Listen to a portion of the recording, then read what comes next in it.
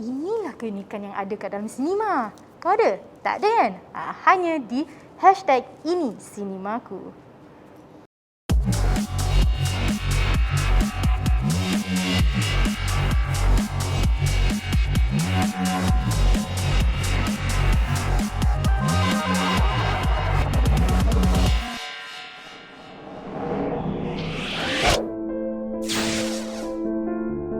Dilahirkan di kisaran Indonesia, berdarah kacukan Belanda dan Jawa, Allahyarhamah Seniwati Kasmabuti adalah primadona filem Melayu era 40-an, 50-an dan 60-an. Sebelum bergelar bintang filem, Kasmabuti terlebih dahulu bergiat sebagai pelakon teater tradisional bangsawan dengan kumpulan rayuan asmara di Medan, Indonesia pada usia belasan tahun. Kesempitan hidup mendorong Kasmabuti untuk berdikari dan telah membawa diri merantau ke Tanah Melayu bagi mendapatkan kerja sebagai pelakon bangsawan di Pulau Pinang dan Singapura. Kasmabuti memulakan kerjaya lakonan filem di usia muda iaitu seawal umur 14 tahun dan filem pertama beliau ialah filem Cempaka tahun 1947. Di zaman kegemilangannya, beliau pernah mendapat jolokan sebagai Elizabeth Taylor Malaya dan Ratu Filem Melayu kerana kejelitaan paras wajahnya. Tidak hanya memiliki rupa paras yang jelita, beliau mempunyai segala aura dan karisma yang diperlukan sebagai seorang primadona Melayu pada zaman meledaknya filem Melayu klasik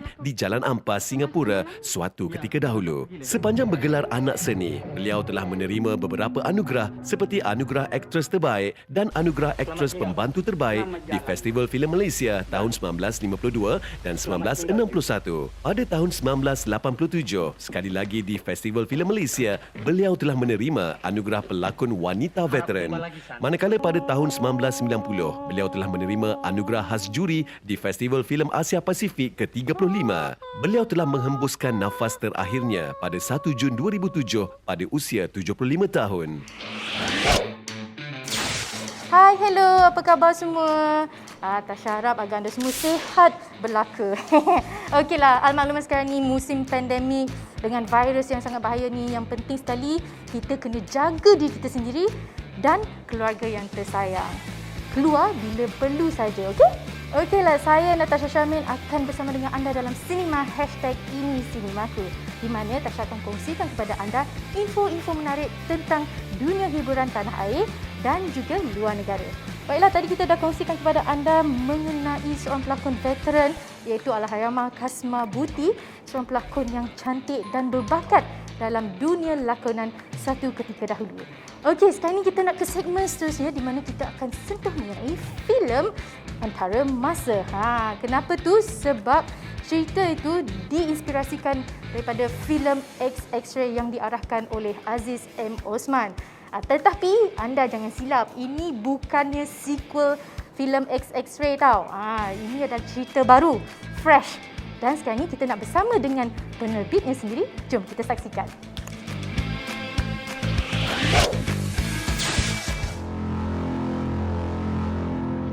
Teori asas tenaga menyatakan tenaga tidak akan tahan. Bermain dengan fizik, filem fiksyen sains berkonsep penggambaran masa berjudul Antara Masa meneroka persoalan yang memungkinkan manusia kembali ke masa silam sekaligus memperbetulkan keadaan.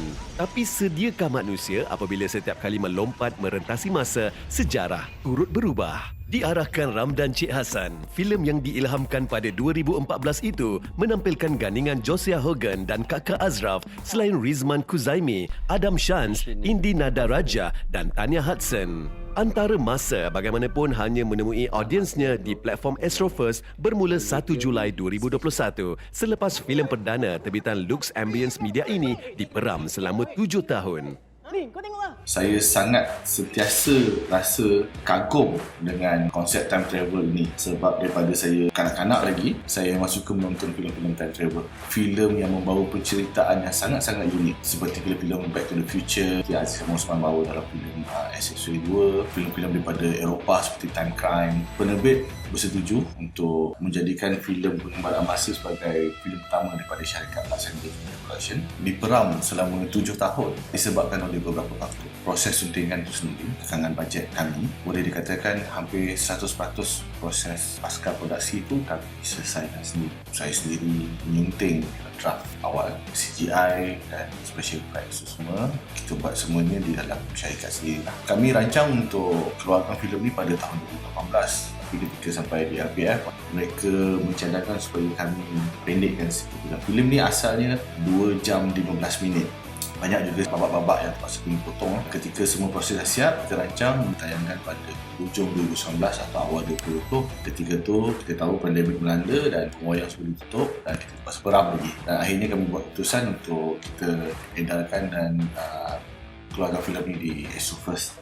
Sebut tentang filem sci-fi, antara yang akan dibicarakan tentulah mengenai penggunaan kesan efek khasnya. Lalu, apa yang menjadi kekuatan antarmasa? Filem antarmasa ini, kalau boleh saya katakan, kekuatannya terletak pada jalan ceritanya. Tidak mudah untuk menulis cerita berkaitan dengan pengembaraan masa sebab kita sentiasa berdepan dengan paradoks dalam jalan cerita.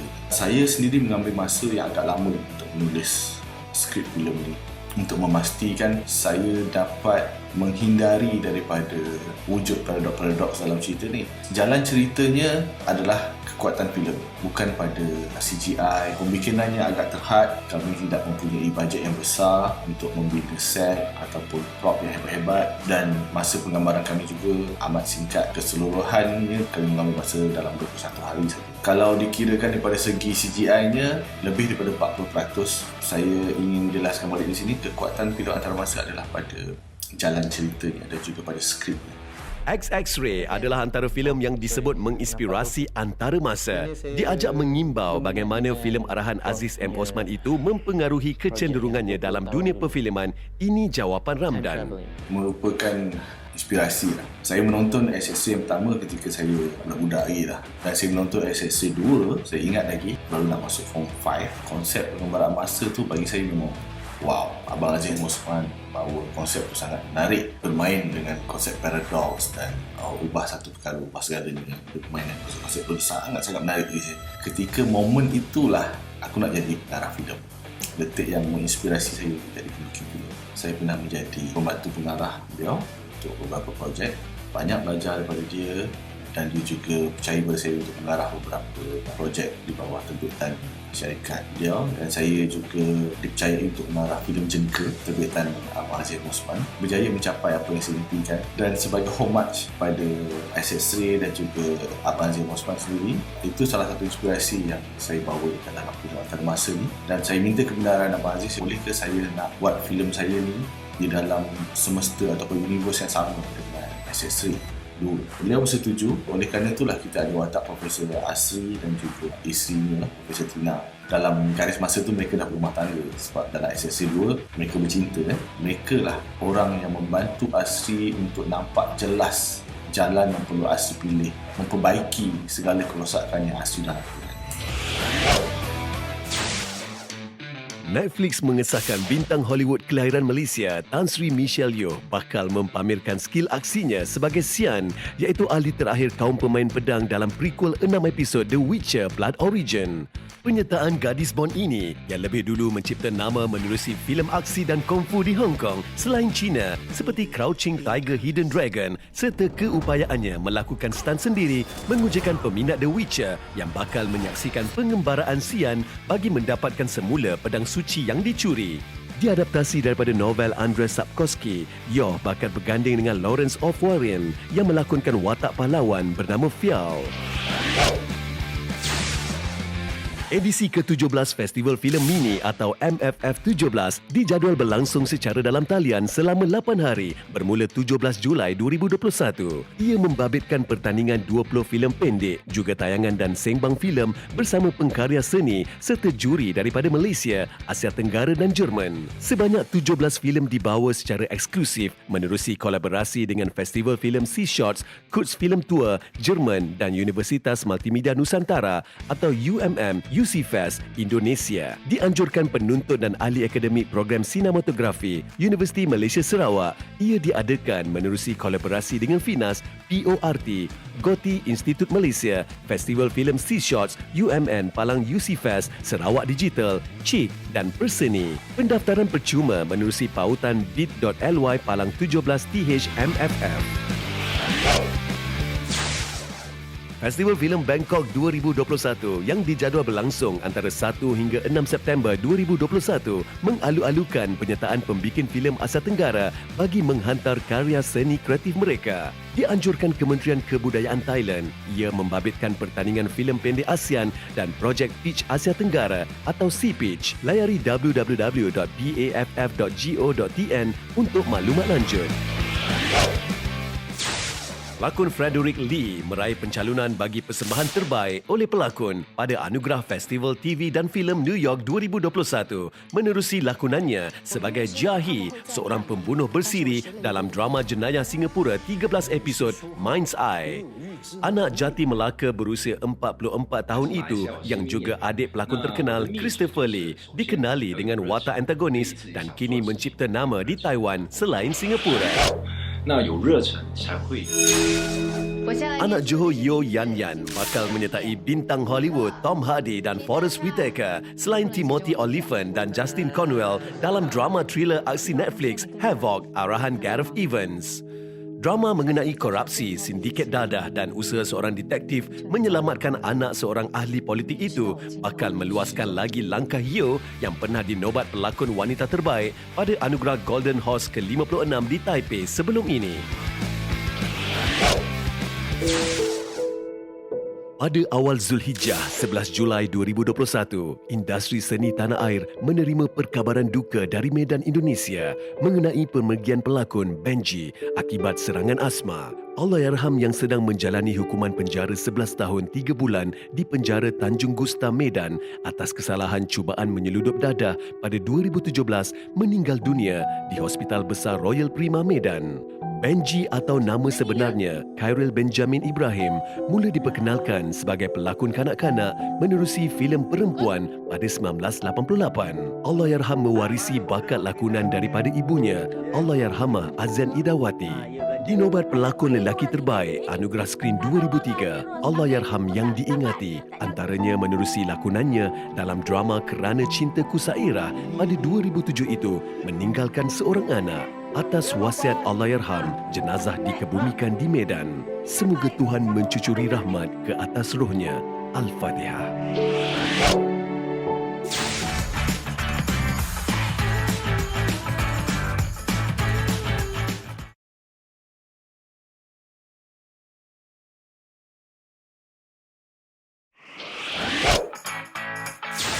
Cerita tentang Sarip, Dol dan Leman iaitu 3 sahabat yang sering membuat onar sehingga dihalau oleh keluarga masing-masing daripada kampung selepas cubaan gagal untuk mencuri di rumah Tok Bomoh. Tekad mahu ke Kuala Lumpur, mereka menahan dan menumpang kereta seorang gadis bernama Malaika. Dalam perjalanan, Sarip mengajak mereka bermain satu permainan berkongsi kisah seram dan siapa yang rasa takut perlu turun daripada kenderaan tersebut. Kisah seram yang dikongsi mereka bagaimanapun berakhir lucu sehinggalah giliran Malaika bercerita. Diarahkan Nazir Jamaluddin, filem komedi seram Jangan Takut, Kau Takut, Aku Pun Takut. Ini buat pertama kalinya menggandingkan Mark Adam, Amirul Effendi dan Syuk Saha sebagai teraju utama. Ditayangkan di Astro First bermula 8 Julai 2021. Filem terbitan CMA Media ini turut menampilkan Tasha Sila, Wan Hanafisu, Dalima Wati, Ropi, Jasmine Hamid, Bel Ngasri, Melati Zero, Azli Senario, Ucup Cecupa, Ayuni Hashim, Kamarul Yusof, Donna Muslim dan Alung Izendi. Tampil dengan subplot dan 3 cerita berbeza di dalam sebuah filem, ia bukan sahaja menonjolkan lakonan bintang terkenal, malah menyelahkan karakter dan gelagat tersendiri yang pasti mencuit hati. Saksikan Jangan Takut, Kau Takut, Aku Pun Takut hanya di Astro First, pawagam rumah anda.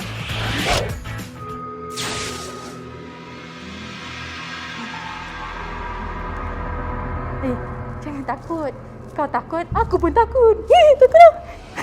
Itulah dia tadi preview cerita Jangan takut, kau takut, aku pun takut. Macam, syok tak? Tu baru je nama tajuk tu dah takut. Kalau nak tengok tu, kok seram kan? Tapi sebenarnya tak seram pun. Tu komedi seram je pun. Sebab ia dilakonkan oleh Syul Saha, Amirul Effendi dan Mark Adam. Kena tengok tau. Dan pergilah langgan sekarang ni dekat Astro First. Okey, Tasha tak nak buang masa. Sekarang ni Tasha nak bawakan kepada anda tentang perkembangan terkini industri kreatif dalam jurnal Finas. Jom, roll it.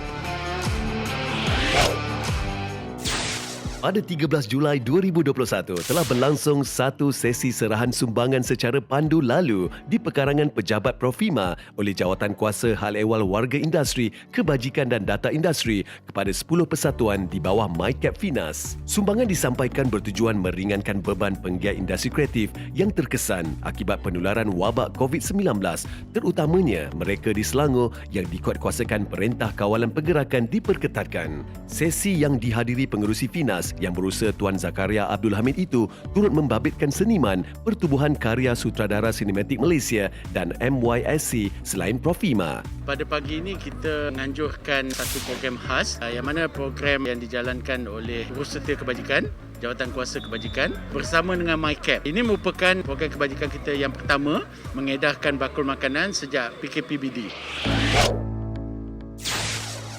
Pengkarya tempatan bakal menikmati manfaat hasil perjanjian usaha sama penerbitan filem antara Kerajaan Malaysia dan Australia yang menjadi platform untuk filem Malaysia meraih pasaran antarabangsa. Menteri Komunikasi dan Multimedia yang berhormat Datuk Saifuddin Abdullah menerusi kenyataannya pada 9 Julai 2021 berkata perjanjian yang berkuat kuasa pada Julai 2021 itu merupakan inisiatif berimpak tinggi di bawah strategi pembangunan industri perfilman tempatan ke persada antarabangsa yang diterajui Finas. Melalui perjanjian itu, produksi Malaysia dianggap sebagai produksi tempatan Australia sekaligus berpeluang menembusi pasaran negara yang mendandatangani perjanjian dengan Australia seperti Kanada, China, Singapura, Itali, Jerman dan United Kingdom. Untuk maklumat lanjut, layari laman sesawang www.kkmm.gov.my atau www.finas.gov.my atau melalui bahagian galakan penggambaran Finas di talian 03 410 41300 dan email ke info@alliancefinas.my. Sementara itu, Datuk Saifuddin juga menggesa pengamal media baik arus perdana maupun dalam talian mempergiat usaha mengenal pasti serta membongkar kes penyebaran berita palsu yang meningkat. Ini terutamanya mengenai pandemik COVID-19 membabitkan soal vaksinasi, kesihatan, sosial dan politik yang boleh menimbulkan kekeliruan dalam kalangan masyarakat seterusnya menjejaskan usaha membantras penularannya. Media perlu berperanan melaporkan berita sahih dan tepat bagi melindungi rakyat daripada dipengaruhi berita palsu yang boleh menggugat usaha kerajaan dalam memelihara kesejahteraan dan kestabilan negara. Seorang lelaki ditahan dalam satu serbuan oleh bahagian penguatkuasa Kementerian Perdagangan Dalam Negeri dan Hal Ehwal Pengguna baru ini selepas disyaki menyiarkan filem tanpa kebenaran melalui aplikasi Telegram. Pengarah penguatkuasanya Azman Adnan berkata suspek berusia 45 tahun itu ditahan di sebuah rumah di Seremban Negeri Sembilan hasil risikan 2 minggu dan maklumat daripada pemilik hak cipta. Turut dirampas beberapa barangan milik suspek termasuk peralatan komunikasi dengan nilai rampasan dianggarkan bernilai RM5,000 Malaysia. Suspek disyaki melakukan kesalahan mengikut Seksyen 41 Akta Hak Cipta 1987 yang mengenakan denda tidak kurang RM10,000 Malaysia dan tidak lebih RM50,000 Malaysia atau penjara tidak lebih 5 tahun. Enggan jadi persatuan asal boleh atau sekadar melengkapkan syarat semata, Pertubuhan Kandungan Kreatif Digital Malaysia atau DCAM ingin merealisasikan inisiatif Road to Oscars sebagaimana yang digerakkan Finas dengan memajukan industri kandungan kreatif tempatan melalui platform yang betul. Menaungi pengkarya media baru, DCAM yang diterajui pengarah terkenal Gas Abu Bakar sebagai presidennya adalah antara 10 persatuan yang terpilih menyertai program peningkatan kapasiti kreatif Malaysia atau MyCap. DCAM mengumpulkan penggiat kandungan kreatif termasuk pengarah TV, platform over the top dan pencipta kandungan untuk media sosial ke arah tanda aras baru serta merancang beberapa aktiviti maya termasuk forum Road to Oscars dan bengkel filem pendek. Mereka yang berusia 18 tahun ke atas dan berminat menyertai DCAM boleh layari www.dcam.my. Dark, penyiasat malam dan Apalit mengungguli Wave Awards 2021 iaitu sebuah pertandingan filem pendek dan tarian baru ini. Dark, karya Afan Rosdi iaitu penuntut Fakulti Filem, Teater dan Animasi atau FITA, Universiti Teknologi Mara atau UiTM memenangi filem pendek kategori IPT yang meraih hadiah wang tunai RM5,000 Malaysia selain trofi dan sijil. Penyiasat malam, karya produksi Ben Filem meraih filem pendek kategori terbuka dan Apalit yang menjuarai pertandingan tarian kategori terbuka turut menerima hadiah sama. Penganjuran Wave Awards itu menurut pengerusi FINAS yang berusia Tuan Zakaria Abdul Hamid dilihat mampu mempertahankan industri seni negara yang kini berdepan situasi mencabar ekoran pandemik COVID-19. Ia selari inisiatif FINAS menerusi dana kandungan digital yang turut disediakan bagi menggalakkan pembudayaan norma baru dalam penghasilan karya kreatif. Pada 15 Julai 2021 telah berlangsung satu mesyuarat penyelarasan Pelan Komunikasi Sokongan Kesihatan Mental Bilangan 3/2021 yang membincangkan perkembangan semasa pelaksanaan inisiatif sokongan kesihatan mental. Mesyuarat yang berlangsung secara maya itu dipengerusikan Menteri Komunikasi dan Multimedia yang berhormat Datuk Saifuddin Abdullah. I think 1998 first saya buat album lagu. Okey juga, dapat sambutan yang amat bagus pada musim itu.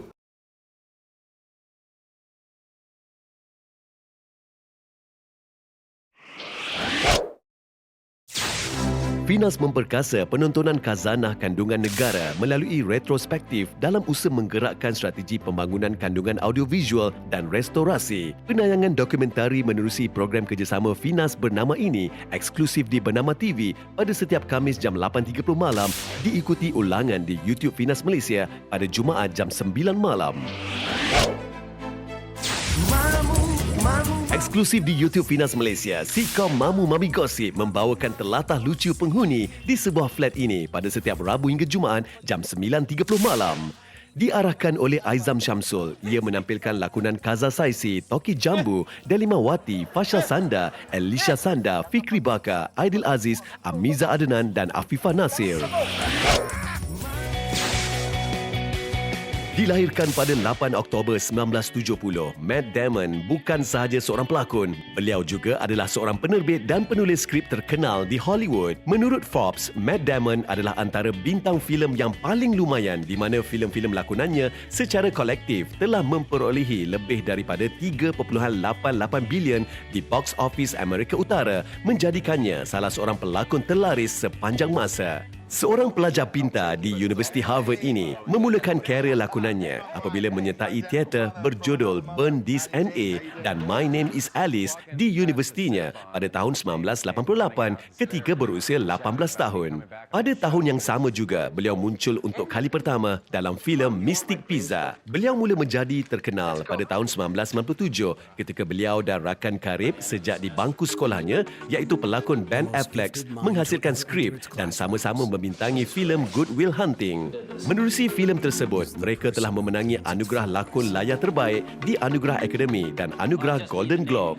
Selain berjaya dalam karier seni, beliau juga seorang yang suka melakukan kerja-kerja amal dan kemanusiaan. Damon adalah pengasas H2O Africa Foundation, badan amal ekspedisi Running the Sahara. Selain daripada itu, beliau bersama pelakon-pelakon seperti George Clooney, Brad Pitt dan Don Cheadle, David Pressman dan Jerry Weintraub adalah pengasas Not on Our Watch Project, sebuah organisasi yang memberi perhatian secara global untuk menghentikan dan mencegah kekejaman besar-besaran di Darfur. Very protective of me.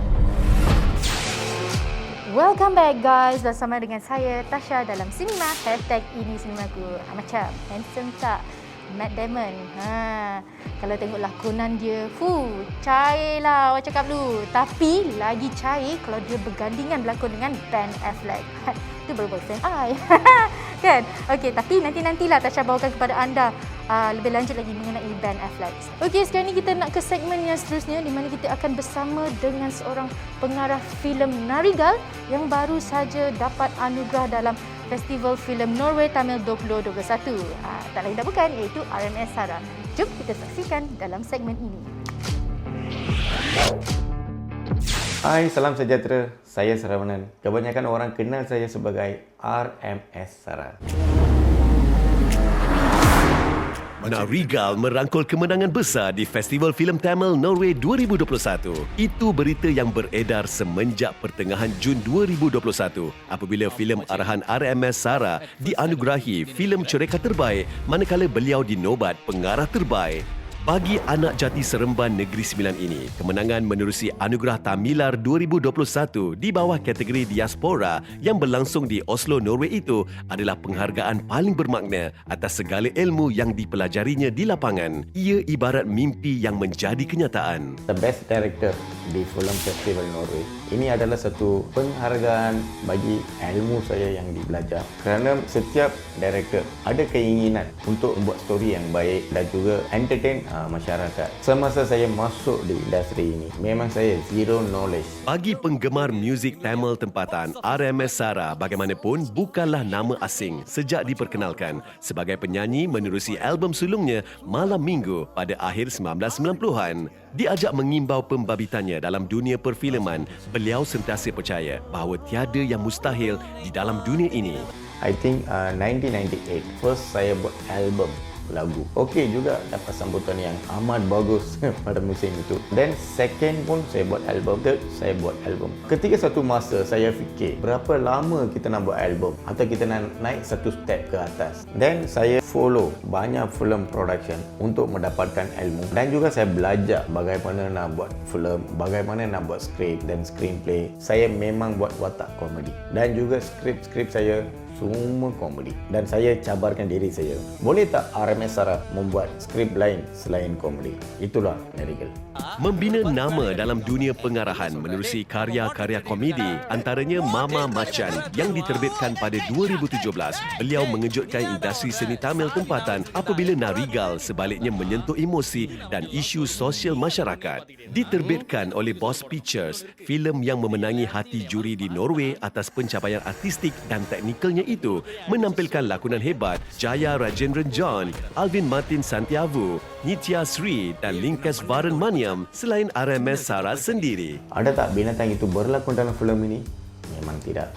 Tetapi saya ambil role serigala untuk fulfill story Narigal ini. Kemungkinan filem ni dahsyat, menakutkan masyarakat. Boleh tak semua orang boleh tengok? Memang boleh. Kerana genre filem ini ada juga komedi, romantik dan action. Action ini seperti menakutkan masyarakat dan juga menasihatkan masyarakat.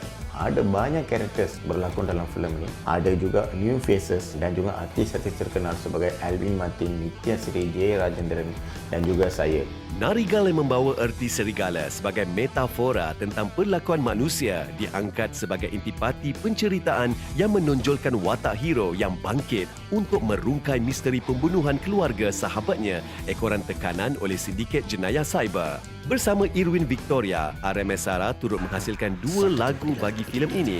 Salah satunya adalah Enodu Ni Ilamal dengan lirik oleh Mane Villains yang dinyanyikan oleh Irwin dan Sanggita Kartigesu. Disifatkan cukup menyentuh jiwa, lagu tentang perpisahan itu menyemarakkan lagi keterujaan pemerhati industri, khususnya peminat filem Tamil tempatan yang menanti penayangan Narigal di Pawagam. Pada masa ini kita membuat perancangan untuk mengeluarkan filem Narigal ini di Pawagam secepat mungkin dan juga kami ada beberapa projek di tangan. Harapkan selesaikan semua ini selepas COVID issue dan juga impian saya untuk menghibur masyarakat dari segi ilmu yang saya belajar mencapai suatu tempat di dalam industri ini. Kami berterima kasih kepada Finas bagi menolong filem ini dari segi DKD Danam. Kami harap kami menggunakan duit itu dengan secara baik dan buktikan kami buat filem yang terbaik di industri ini. Daripada seorang pengarah yang banyak menghasilkan karya-karya komedi, sekarang ni RMS Sara dah pun menghasilkan sebuah naskah berdasarkan sosial masyarakat dan berjaya membawa balik anugerah ni daripada luar negara. Wow, Tasha ucapkan tahniah kepada RMS Sara dan juga kru-kru penerbitannya. Okey guys, kita dah pun sampai di penghujung rancangan dan sebelum itu Tasha ingin mengucapkan selamat Hari Raya Aidiladha yang akan datang tak lama lagi kepada semua umat Islam. Okey? Dan satu lagi pesanan, jangan lupa untuk patuhi SOP yang ditetapkan oleh kerajaan. Jangan ke sana ke sini. Kita jaga kita, lindung diri, lindung semua. Okey, itu saja untuk minggu ini. Kita jumpa minggu hadapan di hari dan waktu yang sama. Dan jangan lupa untuk layari laman web Finas untuk info-info yang lebih lanjut di www.finas.gov.my dan juga di Instagram dan Facebook Finas. Kita jumpa lagi. Bye. Selamat malam. Tenaga menyatakan tenaga Sebelum tidak berpisah, kita saksikan sedikit sudutan filem Antara Masa, arahan Ram dan Cik Hassan. Bye-bye, jumpa minggu hadapan. saintis, kita akan ubah segalanya.